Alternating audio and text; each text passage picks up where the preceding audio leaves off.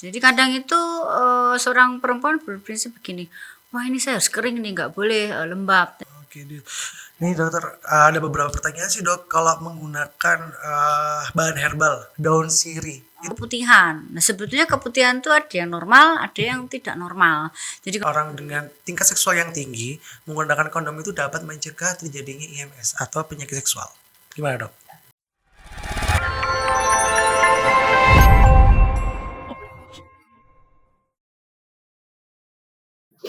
Assalamualaikum warahmatullahi wabarakatuh. Selamat datang di podcast Soto Sehat Rumah Sakit Umum Universitas Muhammadiyah Malang. Perkenalkan, saya Wendy Sustiarto yang akan membawakan podcast pada hari ini.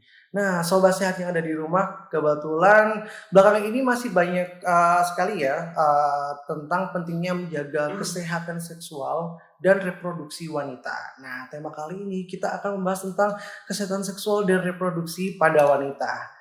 Kebetulan saya nggak sendirian, saya sekarang ditemani oleh Dr. Halida Nelasari, spesialis obstetri dan ginekologi konsultan. Assalamualaikum Dr. Halida. Selamat pagi Waalaikumsalam dok. warahmatullahi Gimana wabarakatuh. Selamat kabarnya dok? pagi. Alhamdulillah baik. Alhamdulillah baik. Ya. Oke dok, sesuai tema kali ini yaitu kita akan membahas tentang kesehatan seksual dan reproduksi wanita.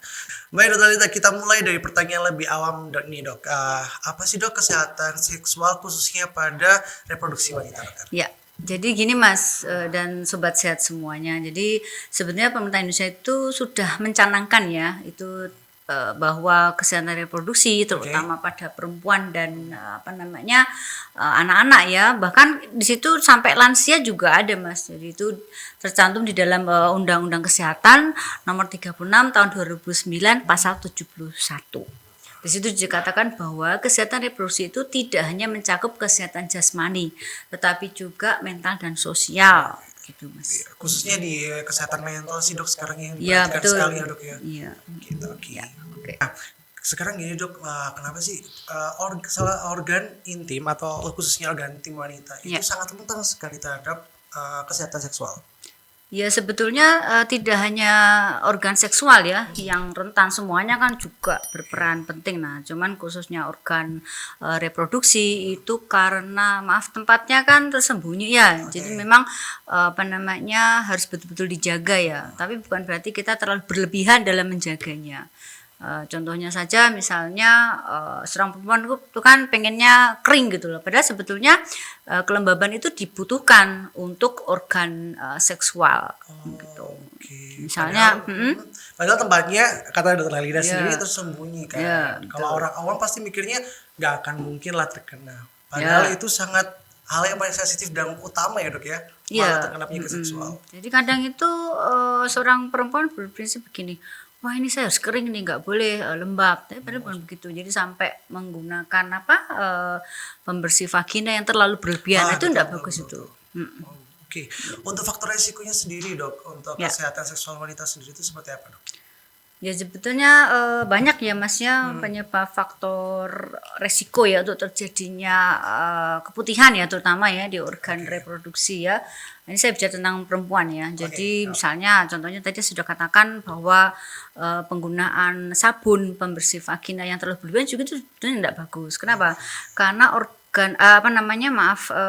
organisme yang kita kan sebetulnya punya organisme flora normal istilahnya di daerah tersebut, yang memang dia tugasnya adalah untuk membasmi kalau ada kuman yang jahat begitu. Nah kalau kita pakai sabun yang berlebihan, mati itu nanti flora normalnya. Nah itu satu ya. Kemudian cara cebok itu harus dari depan ke belakang. Dari depan ke belakang. Ya, supaya itu tadi organisme yang dari daerah atas, organ atas itu ke bawah ke belakang.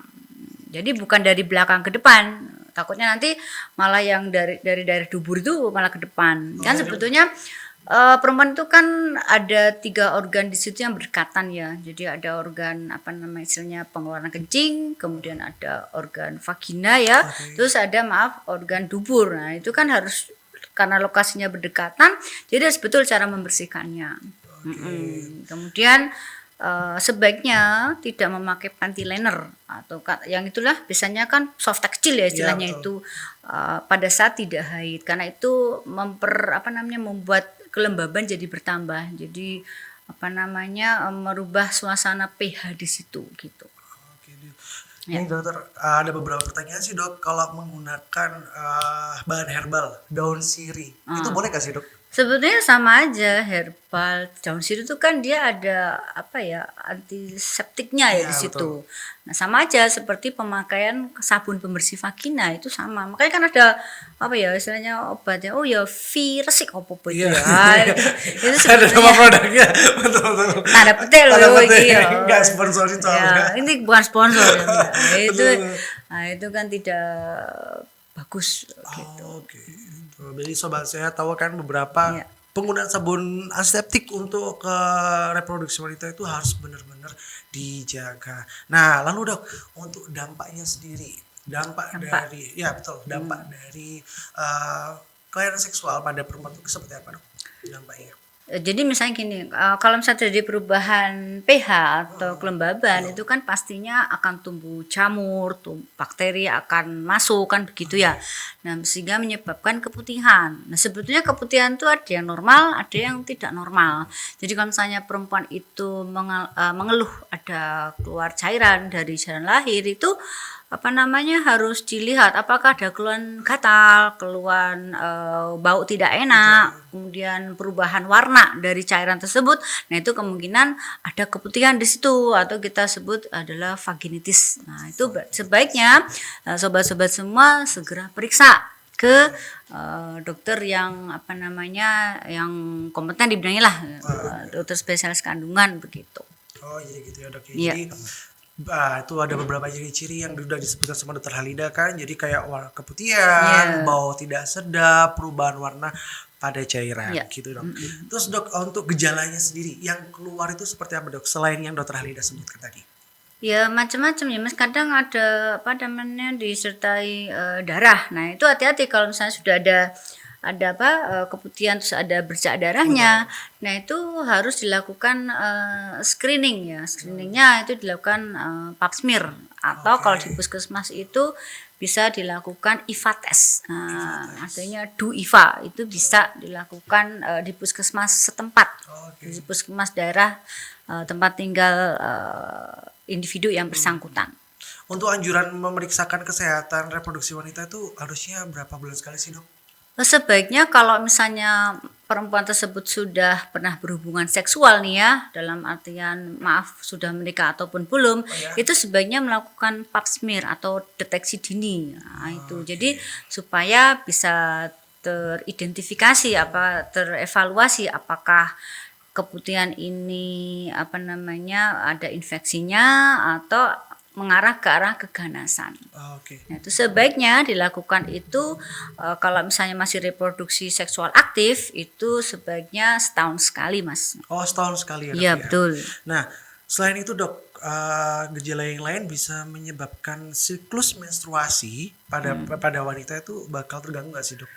Ya kalau misalnya kita harus hati-hati kalau misalnya pasien tersebut atau wanita mengeluh ada perdarahan di luar siklus haid. Nah, atau misalnya ada perdarahan setelah berhubungan seksual. Nah, itu harus hati-hati ya. Apakah ini murni karena kelainan siklus haid atau ada sebab yang lain? Nah, makanya itu harus kita evaluasi, kita harus lihat kondisi mulut rahimnya itu bagaimana. Dengan melakukan IVA test tadi ya dok ya? Bisa IVA test, bisa pap smear, terserah individu tersebut mau pergi kemana, apakah ke puskesmas atau ke rumah sakit yang bisa melakukan pap smear gitu. Sekarang gimana caranya dok menjaga kesehatan reproduksi wanita selain kita dengan tidak menggunakan sabun dengan yang macam-macam, terus tidak menggunakan daun sirih, selain itu apa lagi dok? Ya itu tadi minum. Biasanya perempuan itu malas minum ya. Karena apa? Malas ke kamar mandi alasannya. Becek dan sebagainya. Nah itu sebaiknya kita itu minum 2 liter sehari mas. Oh 2 liter sehari. Kalau perempuan hamil justru malah harus lebih banyak lagi. Jadi 3 liter sehari. Kalau kita maaf tidak hamil ya 2 liter sehari itu harus kita kontinukan, kita biasakan. Kemudian tiap 4 jam sekali kita harus kencing. Nah, jadi jangan suka tahan pipis. Nah itu juga nggak bagus. Karena itu memicu terjadinya selain keputihan itu juga kita bisa memicu terjadinya batu di saluran kencing. Nah, karena apa namanya tadi kalau kita tidak mengeluarkan urin kita atau kencing kita itu akan timbul kristal-kristal di situ. Nah, sebaiknya kencing tiap 4 jam sekali. Jadi memang normalnya kita sehari itu memang harus kencing paling tidak 6 kali dalam sehari gitu. Dengan konsumsi air minimal 2 liter. 2 liter. 2 liter 2 liter dalam sehari. Oke. Dan sekarang Dok juga ada beberapa pertanyaan terkait masalah IMS, infeksi menular seksual. Nah, itu gejala-gejalanya yang timbul itu sama nggak sih, Dok?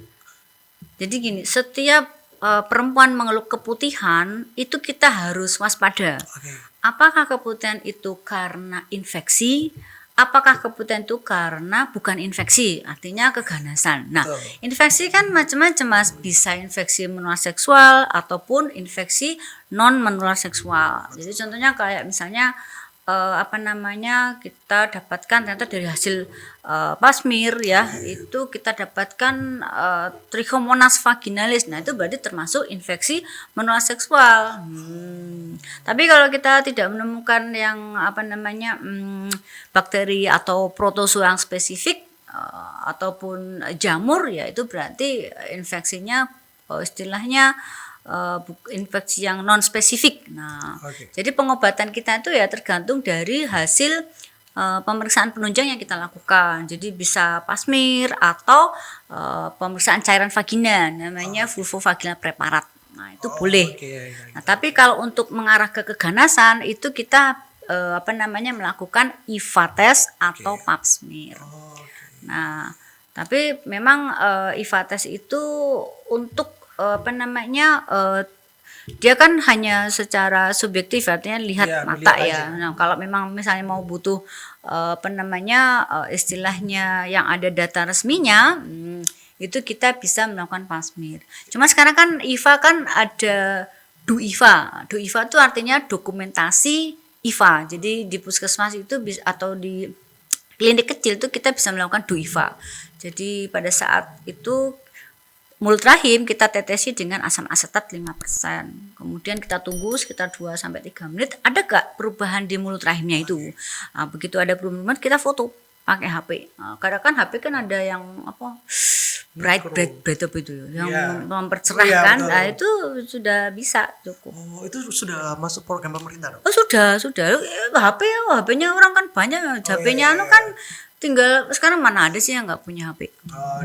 Dan itu kalau nanti misalnya mau dikonsultasikan kan gampang, tinggal share hasil fotonya. Begitu. Nah, Dokter Elda, sekarang kita masuk ke mitos atau fakta, Dok. Nah, mitos atau fakta. Jadi, penggunaan kondom saat berhubungan seksual tidak menularkan penyakit pada maksudnya IMS. Nah, kayak gitu, Dok. Itu mitos atau fakta sih, Dok? Jadi kita mencegahnya tuh yaudah kita melakukan antara orang nikah atau tidak, apalagi dengan orang dengan tingkat seksual yang tinggi, menggunakan kondom itu dapat mencegah terjadinya IMS atau penyakit seksual. Gimana, Dok? Ya. Jadi memang salah satu untuk menghindari infeksi menular seksual ya, itu memang memakai kondom. Jadi kan discharge dari sang laki-laki kan nggak masuk ke ke rahim ya, maksudnya ke vagina seorang perempuan. Nah, cuman kan tapi kan jangan dibalik bahwa kamu pakai kondom aja terus saya bebas gitu. Bukan begitu ya maksudnya ya. Nah, itu terutama yang misalnya hepatitis B. Nah, misalnya ya, laki-lakinya itu ada infeksi hepatitis B. Nah, itu kan salah satu penularan kan melalui hubungan seksual. Nah, supaya tidak menularkan ke istrinya ya, itu ya sang suami harus memakai kondom sambil istrinya itu vaksin hepatitis B supaya tidak tertular oleh suaminya. Makanya sekarang kan juga di puskesmas juga banyak sekali kan program pemerintah yang vaksin hepatitis. Ini sebelum menikah juga dicek kan pemeriksaan untuk menular seksual itu. Sekarang kan lagi zaman sih, Dok, ya, untuk mencegahnya seperti itu. Sebetulnya itu terutama pada ibu hamil, Mas. Jadi kalau ibu hamil itu di puskesmas itu ada namanya pelayanan ANC terpadu. Nah, itu gratis ya, jadi ibu hamil bisa melakukan pemeriksaan triple eliminasi namanya. Jadi triple eliminasi. Jadi pemeriksaan hepatitis B, pemeriksaan sifilis sama pemeriksaan HIV itu gratis bila di puskesmas. Monggo aja ibu-ibu yang lagi hamil ya sebaiknya melakukan pemeriksaan triple eliminasi di puskesmas tempat beliau tinggal. Untuk pranikah juga berlaku ya dok ya? Pranikah saya tidak tahu apakah sudah ditanggung atau tidak, tapi yang jelas sekarang itu pemerintah menggalakkan program untuk kelas 5 dan 6 SD. Ada namanya vaksin HPV gratis. Wah, kelas Jadi 5 sama kelas 6 SD. Itu gratis. Sejak dini Berarti memang kan sebetulnya vaksin HPV itu atau pencegahan kanker mulut rahim itu harus dari awal Mas, nggak bisa. Jadi nggak bisa kalau udah pernah berhubungan seksual baru ya bisa sih tapi kurang efektif. Jadi sekarang itu pemerintah menggratiskan di SD. SD-nya itu ya harus lapor ke puskesmas setempat. Dinas koordinasi itu ada tuh, jadi kelas 5 dan 6 SD gratis vaksin human papilloma virus. HPV. Nah tuh sobat saya di rumah sekarang ada informasi terbaru kan, ada program pemerintah yaitu 3 eliminasi ya dok ya. Hepatitis B, sifilis dan anti-HIV kayak gitu. Oke, yang terakhir dok, terakhir dari pertanyaan saya, tips buat sobat saya di rumah, gimana caranya mencegah penularan seksual khususnya pada wanita. Silakan dokter. Ya sebaiknya itu tadi berperilakulah seksual yang sehat ya kan begitu ya. Ya mohon maaf jangan berhubungan seksual sebelum menikah kan begitu ya. Ya betul. Nah, jadi itu yang prinsipnya ya itu aja sih untuk bagaimana cara menghindari penyakit penularan seksual, yaitu tadi sebaiknya tidak berhubungan seksual sebelum menikah. Gitu. Kalau orang Jawa bilang tuh jangan mikir enak tok. Iya mungkin pada saat itu aja enak tapi habis itu kan tidak enak. Gitu. Baik dokter Alida, terima kasih banyak untuk waktunya dok. Sebelum kita bisa dijelaskan dokter untuk jam praktek di rumah sakit UMM ini dok. Ya saya praktek di rumah sakit UMM ini dari hari Senin sampai Sabtu kecuali Rabu dan Minggu. Rabu dan Minggu liburan dokter Alida soalnya. Iya betul istirahat.